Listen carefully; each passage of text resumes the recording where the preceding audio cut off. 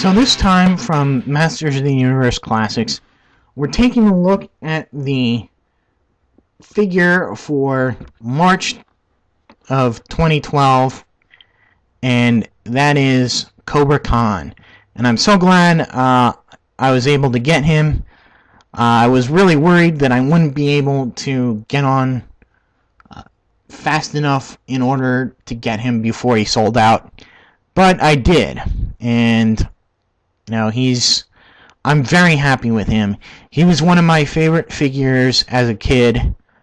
I just liked him, and there are a little bit of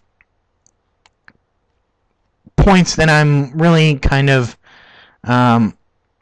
upset about in this figure, but it just might be this figure alone and not some of the other ones. I might have just drawn a bad lot here. Now,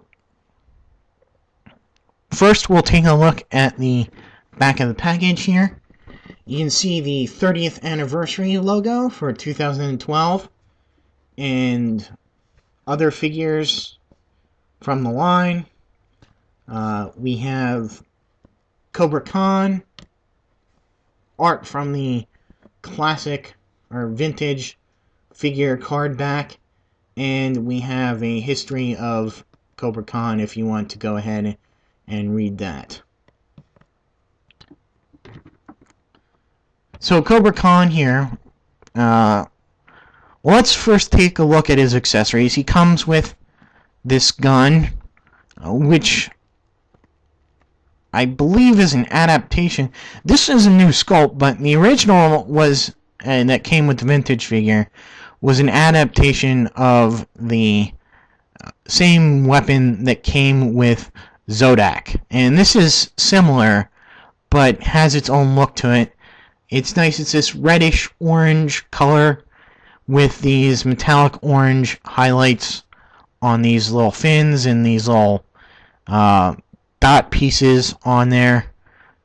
Just gives it a little pizzazz rather than just having it a whole solid piece of orange-red plastic, which is nice.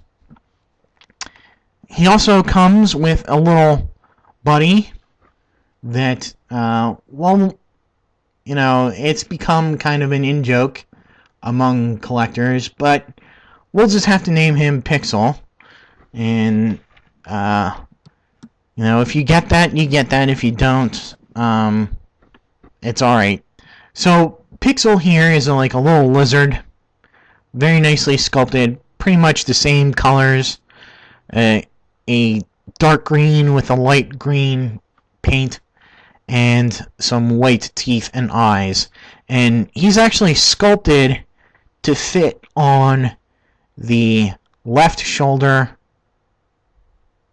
of Kobra Khan, right on his little scale there. Whoops.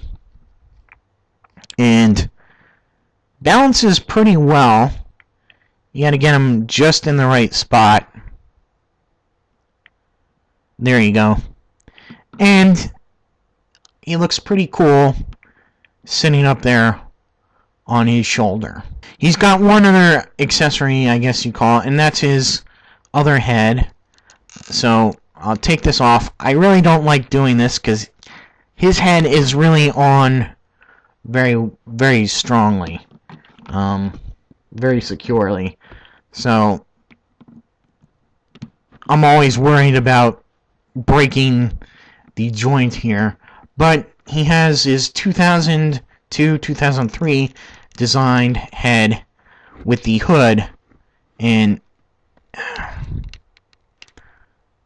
there we go. It does look a little cool. I'm more of a classic guy, so I think I'll take the regular head. But it is neat to have it. It does kind of blend in pretty well with the rest of the figure's body and paint job. It doesn't seem to go on as far or sit as secure on the peg for some reason. And of course, it does limit your posability with the head because of the size of the hood. There we go. You hear that satisfying sound, and he's on pretty secure.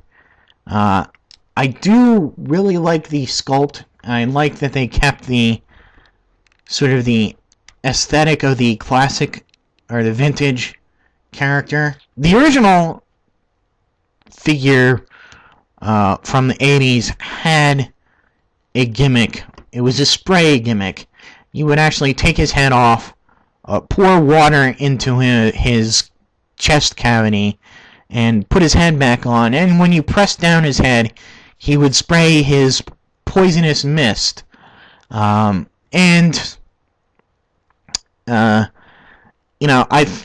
think that's what I liked about the figure. It was something that I could annoy people with. Just be playing with my figure, and I'm just playing with the figure, and then I'll spray you. I think I found that pretty fun and funny. I'm sure other people in my family didn't. But of course it was also fun to spray my other figures. I remember doing that. So that's primarily why I liked Kobra Khan. And he's a snake. I mean, how can you not love the snake-themed characters? I think that's why they did so many of them. When they had a whole faction of snake men. Unfortunately, I missed out on a lot of the snake men as it was towards the end of the line, and I was kind of moving on towards G.I. Joe and even leaving G.I. Joe and Transformers for comic books and other sorts of diversions. So paint wise, he's pretty good. There is a lot of slop on my figure's chest, though. You can see here a couple of drops there, a couple of drops on this side, but it's only the upper chest area, so maybe it was the last one done and they just wanted to get out for the night. But anyway, the rest of the figure is painted very nicely. The head, everything it's got shading on it. Very nicely done in this green plastic with the shading just adds a little bit to it, and it's really, really nice. It's very subtle too.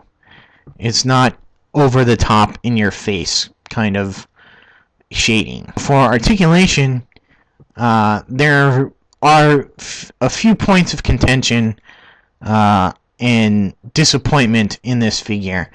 First, we'll take a look at the head. It goes left and right, up and down a little bit, side to side a little bit too. That's nice. Arms do go all the way around. Very tight joints there. Rotates at the bicep. And here's the first point of contention. The elbows on both sides only move a little bit. That's as far as they move. Now, I've tried forcing it there, but it just goes back to the position where it is. I've tried forcing it closer on there, and again, it just goes back to the position that it rests at normally. So, I'm not expecting with these, I'm not expecting a full 90 degrees, but this is, I mean, come on, that's got to be, what, like 5 degrees of, maybe 10 degrees of articulation there. And that's on both arms. This one has a little bit more to it than the other one. But that is kind of disappointing. His wrists rotate as well. Pretty standard ab crunch. Not too far forward or back because of the sculpting on there, the scales. But that's okay. Waist articulation, alright. Legs, very good at the hips. Go forward and back, out and in. Rotate at the upper thighs, bend at the knees, and there's articulation at the boot pieces. And here's the other part of contention. These ankle joints are really, really loose. And even though they've done a lot better job with the ankles recently, and as you can tell, this one does not have the pins exposed. So that's nice, but the ankle joints are really, really loose here. And, he does go forward and back, as you can tell, and he does have ankle pivot, but they are loose, so he will probably be prone to falling over. But I haven't, to be honest with you, I haven't really had trouble with him yet, so far. I guess I should also mention that the soft piece here in front, containing his naughty snake bits, is pretty much a new piece here that just covers the regular articulation here, and it's a lot tighter, or a lot, I guess, less area than the loincloths for most of the figures. And that's kind of nice. I'm guessing that they'll be able to use this piece over for other Snake Men, and maybe even adapt it to other figures, maybe in the, even though I'm not a fan of it, maybe figures from the New Adventures of He-Man and such. So that's pretty interesting for future figures from the line. And so I guess that'll be it for Kobra Khan. He's definitely sold out at MattyCollector.com, but if you can find him from a second party over the internet, or I guess a third party over the internet, I would suggest him, but I'd be aware of the fact that you're not going to get the arm articulation here that you've been used to, and you might have trouble with the ankles there. And again, he's not really one of the top group of villains for a lot of people, but he makes my list for the bad guys in the Masters of the Universe, and he's a welcome addition to the ranks of Skeletor. Or if you want to, you can put him in with King Hiss or Hordak, because I think throughout the series and the comics and the new series, the 2002 series, his little pixel there won't stand still. His allegiance has varied, so you can put him in with a lot of factions. And so stay tuned. I'll have to see what the offering for April is, but You know, maybe there'll be a surprise, last-minute surprise, but I don't see getting many other figures until, I think, Stinkor and Spikor and maybe the Beast, the Griffin. So, until then, I'll see you